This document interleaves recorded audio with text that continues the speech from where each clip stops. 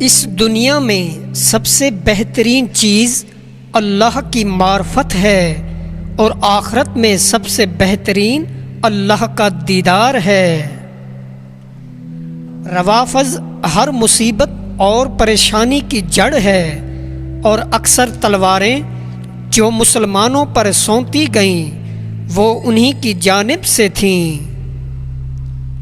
قرآن مجید کے فہم سے علم اور ایمان میں اس قدر اضافہ ہوتا ہے کہ احاطہ بیان سے باہر ہے۔ اللہ تعالیٰ کو توحید سے زیادہ محبوب کچھ نہیں اور شرک سے زیادہ کسی چیز سے نفرت نہیں، اس لیے شرک کی معافی نہیں بلکہ وہ سب سے بڑا ظلم ہے۔ جس کا گمان ہو وہ کتاب اور سنت صحابہ کی اقتداء کے بغیر لے سکتا ہے اور وہ صحابہ کے طریقہ کے علاوہ پیروی کرتا ہے وہ اہل بدعت میں سے ہے۔ دل جب اللہ تعالیٰ کی عبادت اور اس کے اخلاص کا ذائقہ چکھ لیتا ہے تو پھر اس کے لیے کوئی چیز ان سے بڑھ کر شیریں، لذیذ، لطف اندوز اور خوشگوار نہیں رہتی۔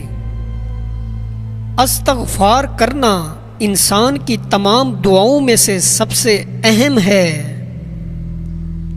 رکاوٹیں اور آزمائشیں تو سردی اور گرمی کی طرح ہوتی ہیں، اور جب بندہ یہ جان لے کہ یہ لازمی ہی آئیں گی تو ان کے آنے پر نہ تو غصہ کرتا ہے اور نہ ہی مایوس و غمگین ہوتا ہے۔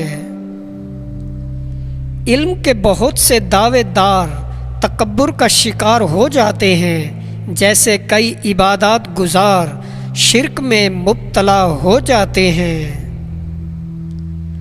جب تم ایسے شخص کو دیکھو جسے قرآن کی آیات سننے کے بجائے اشعار سننے کا ذوق و شوق ہو تو جان لو اس کا یہ شوق اس کے خلاف سب سے مضبوط دلیل ہے کہ اس کا دل اللہ اور اس کے کلام یعنی قرآن کی محبت سے خالی ہے۔ مشرکوں کے تہوار اور شہوات اور باطل کا مجموعہ ہوتے ہیں، ان میں دین کے حوالے سے کوئی نفع بخش بات نہیں ہوتی، اور جو کچھ وہ گزرتی زندگی کی عارضی خوشی سمیٹے ہوئے ہوتے ہیں بس اس کا انجام رنج و الم پر ہی ہوتا ہے، لہٰذا یہ زور و بہتان پر مبنی ہوتے ہیں اور ان میں شرکت کرنا ان کی تائید کرنے کے مترادف ہے۔ وہ آفت جو آپ کو اللہ کی طرف متوجہ کر دے آپ کے لیے بہتر ہے۔ اگر آپ چھپ چھپ کر نیکی کرتے ہیں تو اللہ تعالیٰ عوام کے سامنے تمہارے ساتھ بھلائی کرے گا۔ ذکر اللہ دل کے لیے ہے جیسے پانی مچھلی کے لیے، اگر مچھلی کو پانی سے نکال دیا جائے تو سوچو مچھلی کے ساتھ کیا ہوگا۔ اس دنیا میں کسی پر زیادہ انحصار مت کریں، کیونکہ جب آپ اندھیرے میں ہوتے ہیں تو آپ کا سایہ بھی آپ کا ساتھ چھوڑ دیتا ہے۔ اگر میں خاموش رہا اور آپ خاموش رہے تو جاہلوں کو کون سکھائے گا؟ اللہ انصاف پسندانہ ریاست کی حمایت کرے گا، یہاں تک کہ اس کی قیادت کافر ہی کیوں نہ کر رہے ہوں، لیکن اللہ ظالم ریاست کی حمایت نہیں کرے گا، پھر چاہے اس کی قیادت مومن ہی کیوں نہ کر رہا ہو۔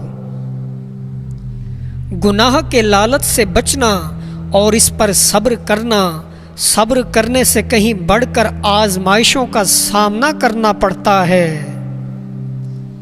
یاد رکھیں وہ مرد جو عورتوں میں گھل مل جاتے ہیں وہ اس آگ کی مانند ہیں جو لکڑی کے ساتھ ملتی ہے۔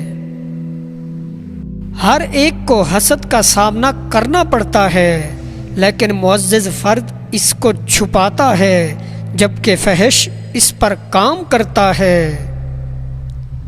جو کچھ بھی اللہ کے حکم سے نہیں ہوتا وہ نہیں ہوگا، اور جو کچھ اللہ کے لیے نہیں کیا جاتا اس کا کوئی فائدہ نہیں اور نہ ہی رہے گا۔